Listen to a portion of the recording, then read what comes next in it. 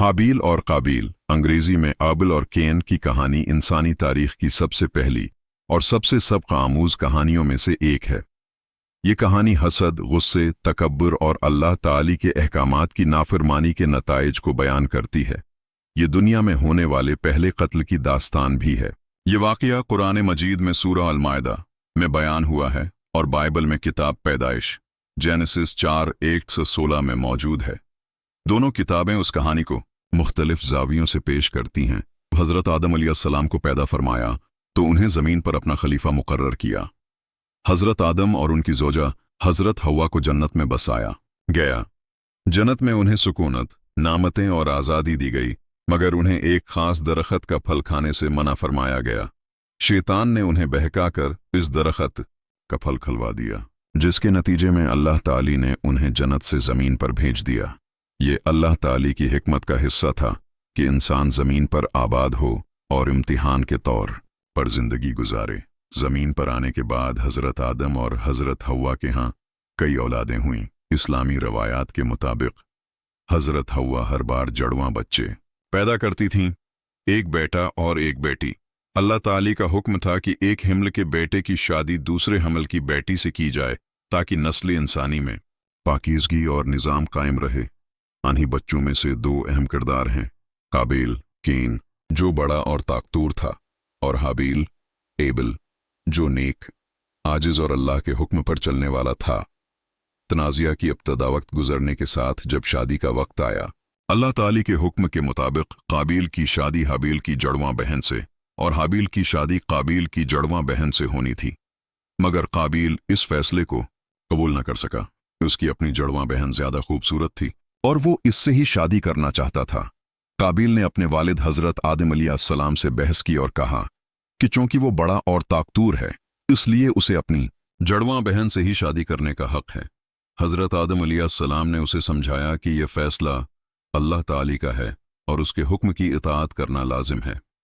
मसले को हल करने के लिए हज़रत आदम अलैहिस्सलाम ने दोनों बेटों को कहा कि वो अल्लाह की राह में कुर्बानी पेश करें।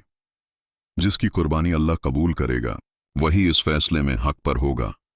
कुर्बानी का इम्तिहान हाबील एक चरवाहा था और उसके पास भेड़ बकरियां थीं। उसने कुर्बानी के लिए अपनी सबसे अच्छी और सेहतमंद बकरी पेश की, जो उसकी खुलूस नीयत और ईमानदारी की अलामत थी। काबिल एक काश्तकार था, मगर उसने अपनी खेती से खराब और बेकार अनाज कुर्बानी के लिए पेश किया, जिससे उसकी बेआतनाई और नाफरमानी जाहिर होती थी। कुरान मजीद में अल्लाह ताली फरमाते हैं, और उन्हें आदम के दो बेटों की सच्ची खबर सुनाओ। जब दोनों ने कुर्बानी पेश की तो एक की कुर्बानी कबूल कर ली गई और दूसरे की कबूल न की गई। उसने कहा, मैं तुझे जरूर कत्ल करूंगा। दूसरे ने जवाब दिया, अल्लाह सिर्फ मुत्कियों की कुर्बानी कबूल करता है। सूरह अल-माइदा 27। अल्लाह ताली ने हाबील की कुर्बानी कबूल कर ली क्योंकि वो इखलास और तक़वी के साथ पेश की गई थी, जबकि काबिल की कुर्बानी रद्द कर दी गई। इस पर काबिल के दिल में हसद और गुस्सा भर गया। हसद का बीज कुर्बानी के कबूल न होने के बाद काबिल ने हाबील से कहा, मैं तुझे जरूर कत्ल करूंगा।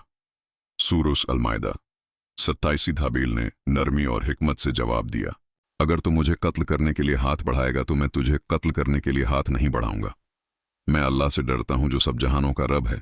मैं चाहता हूं कि मेरा और तेरा गुनाह दोनों तुझ पर पड़े और तू दोज़खियों में से हो जाए, और ये जालिमों का अंजाम है।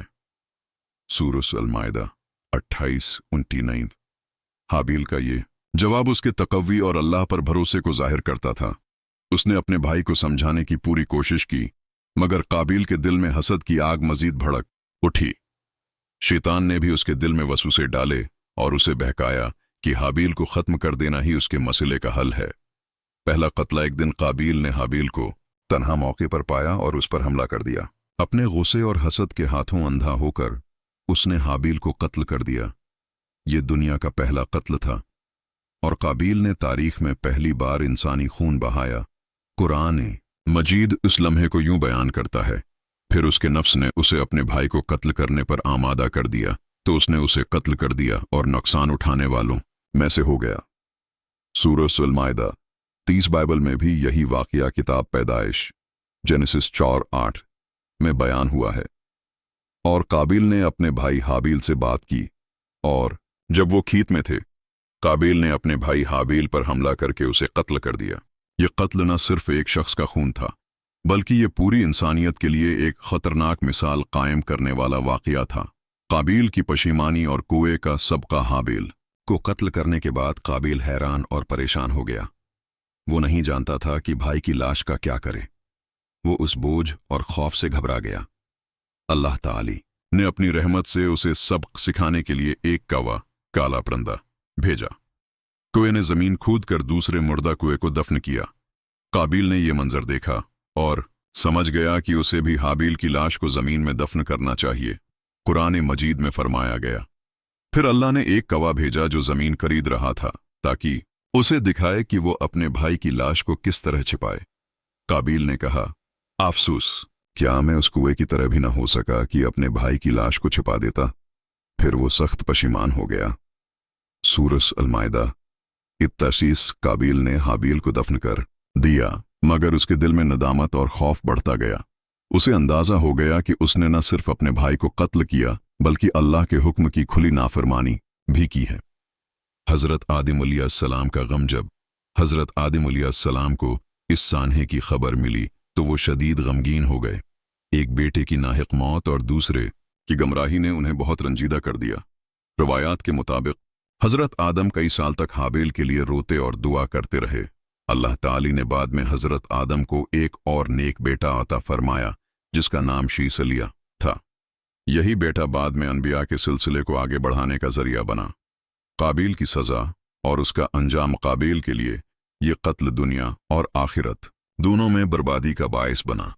رسول اللہ صلی اللہ علیہ وسلم نے فرمایا، جب بھی کوئی شخص ناحق قتل کیا جاتا ہے تو آدم کے پہلے بیٹے قابیل کو بھی اس کے گناہ کا حصہ ملتا ہے، کیونکہ اسی نے قتل کرنے کا طریقہ شروع کیا۔